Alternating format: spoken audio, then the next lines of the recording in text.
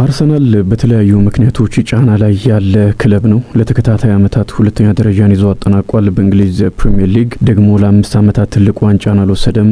በአርቴታ የመጀመሪያ ዓመት የኤፍኤ ዋንጫን ማሸነፉ ይታወሳል። በጣም ትልቅ ድል ነበረ። አርሰናል በቀድሞ ተጫዋቹ ስር ያሳካው። አርቴታም ለመጀመሪያ ጊዜ በትልቅ ደረጃ ክለብን ይዞ ከማንቸስተር ሲቲ የዓመታት የረዳትነት ቆይታ በኋላ በትልቅ ደረጃ ክለብን ይዞ ውጤታማ ሆኖ ነበር የጀመረውና የአርሰናል ደጋፊዎች በደንብ በቀጣይ ዓመታት ዋንጫዎችን ያሸንፋል የሚል እምነት ነበራቸው። ግን ደግሞ ያ ሳይሳካ 5 ዓመታት ተቆጥረዋል። በእርግጥ በእንግሊዝ ፕሪሚየር ሊግ ትክክለኛ ተፎካካሪ መሆን ችሏል። ወደ አውሮፓ ቻምፒየንስ ሊግ ተመልሷል። ጠንካራ ተፎካካሪ ሆኗል። በተለይም ደግሞ ያለፈው የውድድር ዓመት አርሰናል 4 ውስጥ የገባበት ነው። ሪያል ማድሪድን የመሰለ ክለብ በሩብ ፍጻሜ ማሸነፍ ችሏል። ትልቅ ለውጥ አምጥቷል። እንደ ክለብ በደንብ ተለውጧል። በዋናው ቡድን ብቻ ሳይሆን በሴቶቹ ቡድን ቻምፒየንስ ሊግን አሸንፏል።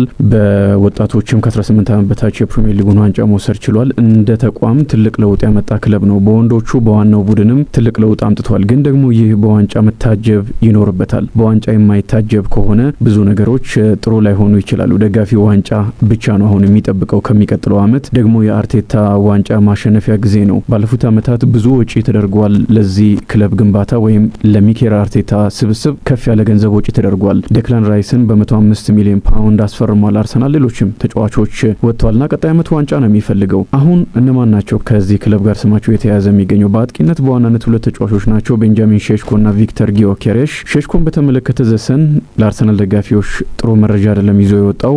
አርሰናል በሼሽኮ የደሞዝ ጥያቄ ከዝውውሩ ሊወጣ ይችላል ብሏል። በጣም የሚገርመው ከሳምንት በፊት በግል ጉዳይ ተስማምተዋል የሚል መረጃ ነበረ የነበረው። አሁን ሼሽኮ አርሰናል ካሰበው እጅግ የላቀ ገንዘብ ጠይቋል ተብሏል። በመጀመሪያ ደረጃም እስከ 70 ሚሊዮን ፓውንድ ከዛም በላይ ገንዘብ ነው አርቢ ላይፕዚግ ለዚህ ተጫዋች ዝውውር የሚፈልገውና ለክለቡ የሚከፈለው ክፍያንም በተመለከተ ገና ስምምነት የለም ከአርቢ ላይፕዚግ ጋር። ጥሩ ነገር የነበረው ተጫዋቹ ቤንጃሚን ሼሽኮ ስሎቬኒያዊ አጥቂ ከአርሰናል ጋር በግል ጉዳይ ተስማምቷል መባሉ ነበረ። እዚህ ላይም ጥያቄ የሚነሳ ከሆነ ይህንን ተጫዋች የሚያስፈርምበት እድል በጣም እየጠበበ ይሄዳል። የሚኬል አርቴታ ደግሞ ዋነኛ የአጥቂ ኢላማ ሆኖ የቀረበው በዝርዝሩ አናት ላይ ያለው ቤንጃሚን ሼሽኮ ነው። ይህንን ተጫዋች የማግኘት እድሉ እየጠበበ ነገሮች እየተወሳሰቡ ይመስላል። ገና ነው የዝውውር መስኮቱ። ከዚህ በኋላም ለረጅም ጊዜ ይቆያል። ግን ደግሞ በዚሁ የሚቀጥል ከሆነ ተጫዋቹን የመጀመሪያ ኢላማቸውን የማግኘት እድላቸው እየጠበበ ነው የሚሄደው። ደግሞ ወኪሎቹ ከፍ ያለ ገንዘብ ይፈልጋሉ ተብሏል። ይህንንም አርሰናል የመክፈል ፍላጎት የለውም። በዝውውር ላይ ወኪሎች ገንዘብ ያገኛሉ፣ ተጫዋቾች እንደዚሁም ደግሞ የተጫዋቹ ባለቤት የሆነው ክለብም ገንዘብ እንደሚያገኝ ይታወቃል። በጣም ብዙ ውስብስብ ነገሮች አሉ። ይህንን ሁሉ ነገሮች አልፎ ነው ክለቦች የሚያስፈርሙትና ወኪሎቹም ከፍ ያለ ገንዘብ ጠይቀዋል። ያንንም አርሰናል የመክፈል ፍላጎት የለውም፣ ካሰበው በላይ ነው የሚል መረጃ ነው የወጣውና ይሄ ጥሩ አይመስልም። ቪክተር ጊዮኬሬሽን በተመለከተ አርሰናል የሼሽኮ ዝውውር ላይ ቀዝቅዞ ወደ ጊዮኬሬሽ ሙሉ በሙሉ ሊዞር ይችላል እንደ በርካታ መረጃዎች። በእርግጥ ከሳምንት በፊትም ወደ ጊዮኬሬሽ ዞሮ ነበረ። ግን የዚህን አጥቂ ዝውውር ለመፈጸም ከስፖርቲንግ ሊዝበን ጋር አልተስማማም። ስፖርቲንግ ሊዝበንም ከፍ ያለ ገንዘብ ነው የጠየቀው። መነሻ ለዝውውር ለመነጋገር እንኳን ከ60 ሚሊዮን ፓውንድ በላይ ይፈልጋል እንደ መረጃዎች ከሆነ። ይሄንም ቫራንዳስ የክለቡ ፕሬዝዳንትም አረጋግጠዋል። 100 ሚሊዮን ዩሮ የተጫዋቹን ውል መልቀቂያ ወይም ውል ማፍረሻ አንጠይቅም። 27 ዓመቱ ሆኖ ከፖርቱጋል ፕሪሚየር ሊጋ በዚህን ያክል ገንዘብ የወጣ ተጫዋች የለም። ደግሞ 60 ሚሊዮን ፓውንድ ብለንም ቃል አልገባንም። እኔ አልገባውም፣ ቃል አልገባውም፣ ድርድር ነው የሚኖረው ብለዋልና አርሰናል መጀመሪያ አቀረበ የተባለውንም ገንዘብ ውድቅ ስላደረጉ አርሰናል ከ60 ሚሊዮን ፓውንድ በላይ በትንሹ ለዚህ ተጫዋች ማቅረብ ይኖርበታል። እንደ ዴሊ ሜል መረጃ ደግሞ ጊዮኬሬሽ የአርሰናልን ጥያቄ ለመጠበቅ ዝግጁ ነው። ይሄ በጣም አሪፍ ነገር ነው ለአርሰናል። በዛ ላይ ደግሞ ጊዮኬሬሽ ስፖርቲንግ ሊዝበን ላይ ጫና እያሳደረ ነው መባሉ ለስፖርቲንግ ሊዝበንም ጥሩ ስላልሆነ በቀጣይነት ተጫዋቹን ለመልቀቅ ሊገደድ የሚችልበት እድል ይኖራል። እነዚህ 2 አጥቂዎች ናቸው በስፋት ከአርሰናል ጋር ስማቸው የተያዘ የሚገኘው። ኦሌ ዋትኪንስ እንደ ሶስተኛ አማራጭ ሆኖ መጥቷል። ግን ደግሞ ይህንን ተጫዋች ቢያስፈርም የአርሰናል ደጋፊዎች ደስተኛ ይሆናሉ ብዬ አልገምትም። ውጤታማ የሚሆን ከሆነ ኦሌ ዋትኪንስም ብዙ ችግር የለውም። ዝውውሩ ከተፈጸመ በኋላ መጨረሻ ላይ የሚታይ ጉዳይ ሆኖ አሁን ባለው ስሜት ግን አርሰናል ደጋፊዎች ከነ ቤንጃሚን ሼሽኮን ከቪክተር ጊዮኬሬሽን ከመሳሰሉ አሁን በአጥቂነት በዝውውር ገበያው ላይ ካሉ ምርጥ አጥቂዎች መካከል ከመጀመሪያ ደረጃ ከሚሰለፉት መካከል ስሙ እየተያያዘ በመጨረሻ ኦሌ ዋትኪንስ ላይ የሚወርቅ ከሆነ ግን ላሁኑ በአርሰናል ደጋፊዎች ቅሬታ መፈጠሩ የማይቀር ነው። ይሄ የሚያጠያይቅ አይደለም። ግን ሶስተኛ አማራጭ ሆኖ መጥቷል። አሁን ጠንከር ያለ ነገር ከነዚህ ተጫዋቾች ጋር የለም ወይም ለዝውውር እየቀረቡ መሆኑን የሚያሳይ መረጃ የለም። አማካይ ስፍራ ላይ የዙቢሜንዲን ዝውውር የጨረሰ ይመስላል።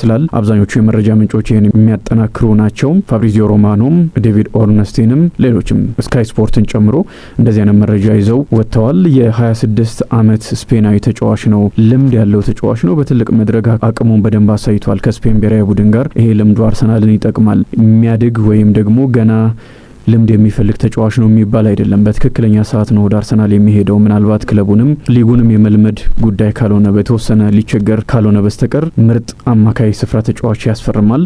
ሊቨርፑል ባለፈው የውድድር ዓመት ሊያስፈርመው ተቃርቦ ዋነኛ የዝውውር ኢላማውም እንደነበረ እናስታውሳለን። የስፔን ብሔራዊ ቡድንም ተጫዋች ነው፣ በትልቅ ደረጃ የሚጫወት ነው ማለት ነው። ሮድሪ ሳይኖር ባለፉት የኔሽንስ ሊግ 2 ጨዋታዎች የግማሽ ፍጻሜና የፍጻሜ ጨዋታ ላይ መሳተፍ የቻለ ተጫዋች ነው። አሰልጣኝ ዴላፎይንቴም በደንብ የሚያምኑት ተጫዋች ነው። አብዛኞቹ መረጃዎች ይህ ተጫዋች አርሰናልን እንደሚቀላቀል የሚያረጋግጡ ናቸው። ከቶማስ ፓርቴ ጋር አርሰናል የተስማማ አይመስልም። አብዛኞቹ መረጃዎች ሊወጣ ይችላል የሚሉ ናቸው። ይህንን ደግሞ ፋብሪዚዮ ሮማኖም ስካይ ስፖርትም ሌሎችም ይዘው ወጥተዋልና አርሰናል ቶማስ ፓርቲን የሚያጣ ከሆነ አደጋ ያለው ይመስለኛል። ጆርጂኒዮ ወጥቷል ከክለቡ። አማካይ ስፍራ ላይ ብዙ ተጫዋቾችን 2-3 ተጫዋቾችን በአንድ ማጣት ጥሩ አይደለምና ዙቢሜንዲ መምጣቱ በጣም አሪፍ ነው። ብዙ ለውጥ ማምጣት ይችላል። ቢያንስ የሚፈጠርን ቀዳዳ መሸፈን የሚችል ተጫዋች ነው። በደንብ አርሰናል ውስጥ ለውጥ ማምጣት ይችላል። በአጫወት ረገድም ብዙ ነገር መለወጥ ይችላል። ሌሎችንም ተጫዋቾች አሪፍ እንዲሆኑ ማድረግ። ባለፈው ዓመት ጥሩ ያልነበረው ኦዴጋርድ ከዙቢሜንዲ መምጣት በኋላ ብዙ እንደሚለወጥ ይጠበቃል። ብዙ ጥቅሞች አሉት የዙቢሜንዲ መምጣት። ግን ደግሞ ቶማስ ፓርቴንም ጆርጂኒዮንም በአንድ ዓመት ማጣት አደጋ የሚኖረው ይመስለኛል። ከፓርቴ ጋር አርሰናል ቢስማማ በጣም አሪፍ ነው። ሚኬል አርቴታ ክለቡ የተቻለውን ሁሉ እንዲያደርግ እየሞከረ ነው ይህንን ተጫዋች እንዲያስፈርም። አሁንም ያለቀ ጉዳይ አይደለም ወይም ወጥቷል ተብሎ ሙሉ በሙሉ የሚደመደም አይደለም። ግን በዚህ ወር መጨረሻ ውሉ ሲጠናቀቅ ነገሮች ይበልጥ ሊወሳሰቡ ይችላሉ።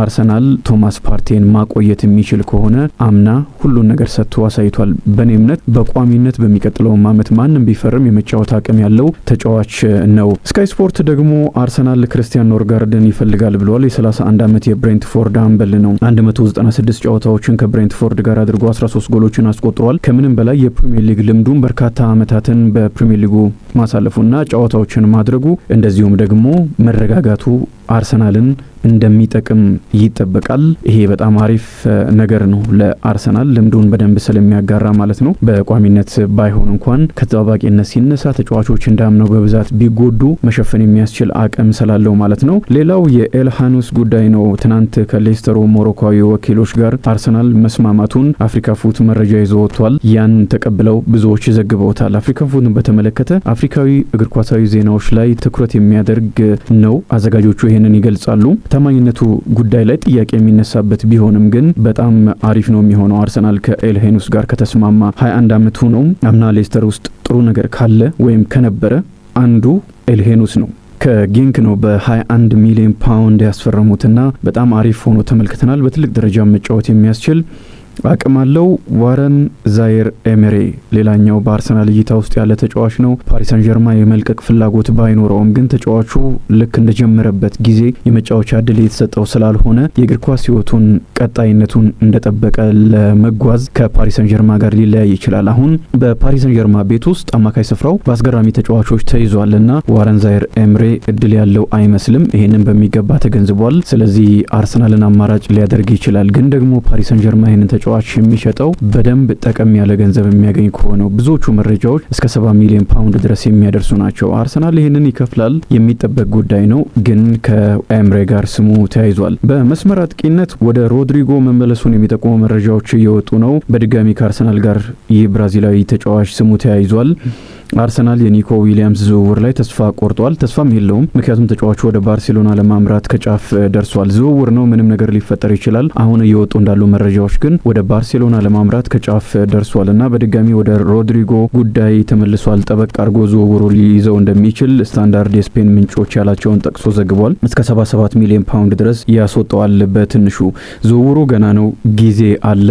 ከተጀመረ ከአንድ ሳምንት ትንሽ ነው ፈቀቅ ያለውና በድጋሚ ዋናው ዝውውር ተጀመረ። የመጀመሪያው 10 ቀን ለክለቦች የዓለም ዋንጫ ተጫዋቾች እንዲያስፈርሙ ለክለቦቹ ታስቦ የተከፈተ ነው። በዛ ውስጥ የማይሳተፉ ክለቦችም በደንብ ተጠቅመውበታል። ግን ደግሞ አርሰናል መጠቀም የሚችልበት ገና ብዙ እድል አለ። ተጫዋቾችም የሚፈልጋቸውም ተጫዋቾች ወደ ሌሎች ክለቦች አልሄዱም።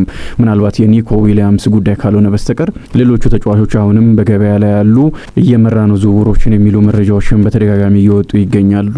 የቅድመ ውድድር ጊዜ አልተጀመረም። በርካታ የአርሰናል ደጋፊዎች በተለይ ከሊቨርፑልና ማንቸስተር ሲቲ አስቀድመው ማስፈረም ጋር በተያያዘ ተበሳጭተዋል።